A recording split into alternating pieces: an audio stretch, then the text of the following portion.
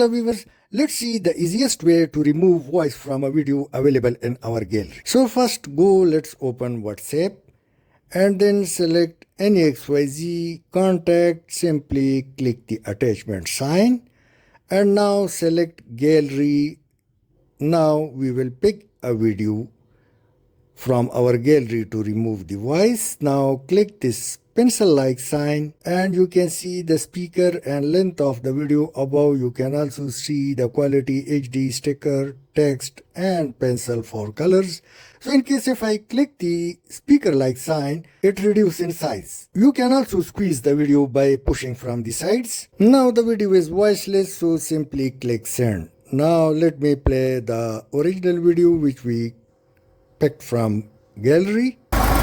You can hear the sound, and now let's play the voiceless video. Now there is no audio available in this video. You can also see the volume button goes up and down. So it's one of the easiest method through which you can remove noise from any video. Thanks for watching.